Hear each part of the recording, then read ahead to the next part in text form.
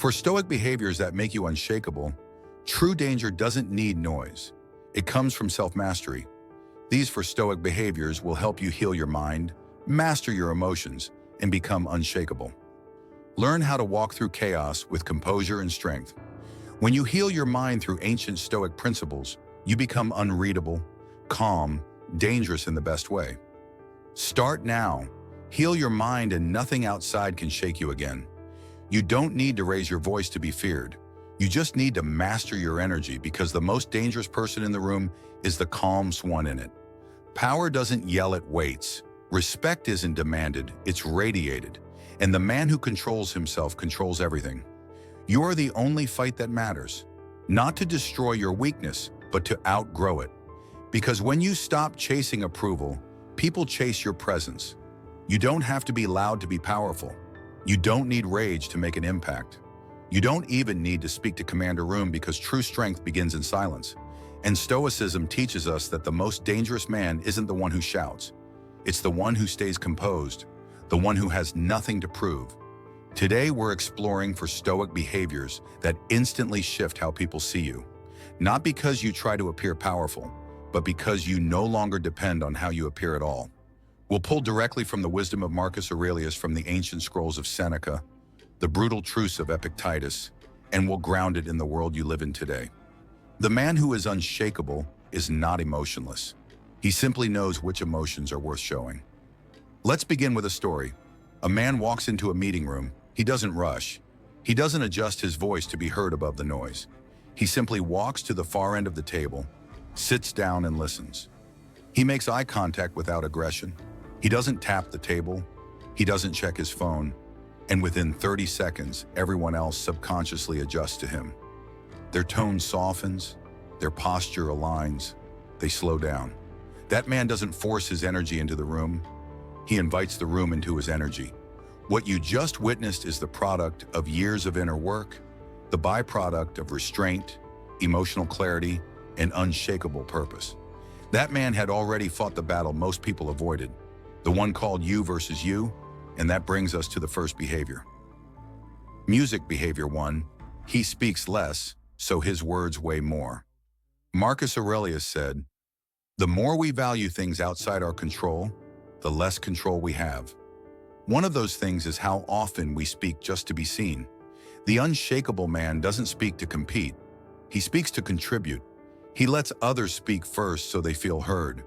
And when he speaks, it's with intent, not to impress, but to align we value practices. You'll start to notice how loud the world really is, and you realize how much power you hold when you choose not to add to the noise. Behavior 2, he controls his reactions, not the room. You can't control traffic.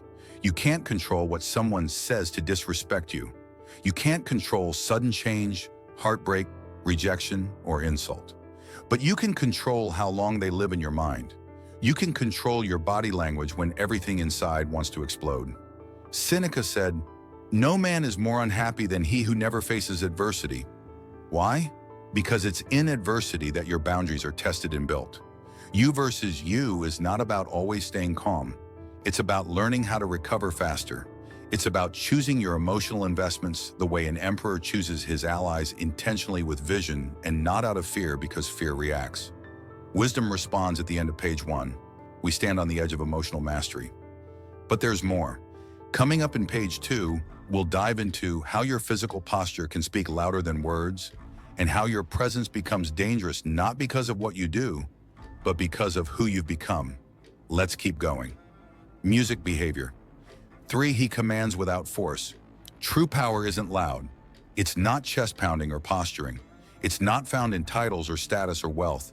It's found in how you carry yourself, in how you make others feel when you enter the room, in the calm that follows your silence. You don't need to overpower people when your presence is enough. You don't need to convince anyone when your character's already clear. Epictetus wrote, "First say to yourself what you would be, and then do what you have to do." The unshakable man has already decided who he is, so he doesn't need to prove it to anyone. Command by being rooted in your values, not in reaction, not in image, not in noise, behavior. For he lets go of what controls others.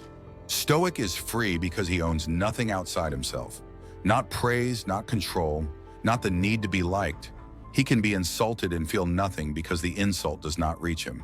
It only reveals the speaker. He can be surrounded by chaos and feel calm because his peace doesn't depend on peace around him.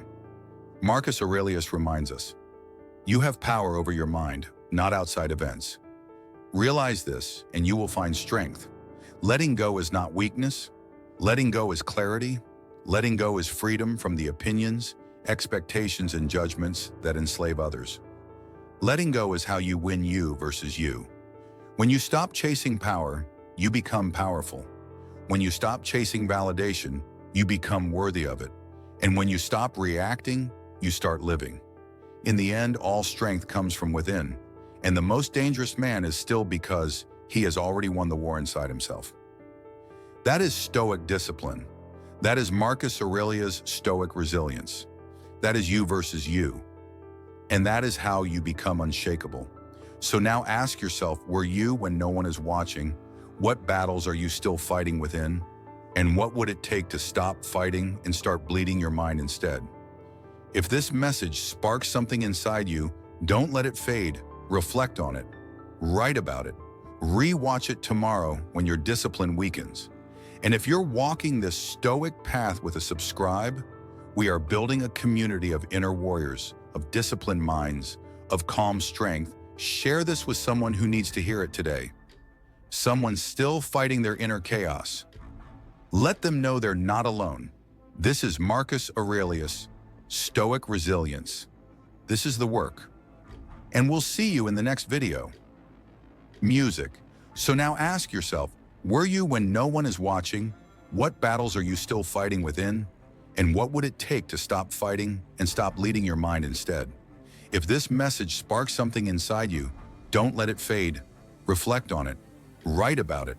Re-watch it tomorrow when your discipline weakens. And if you're walking this Stoic path with a subscribe, we are building a community of inner warriors, of disciplined minds, of calm strength. Share this with someone who needs to hear it today. Someone still fighting their inner chaos. Let them know they're not alone. This is Marcus Aurelius, Stoic resilience. This is the work. And we'll see you in the next video.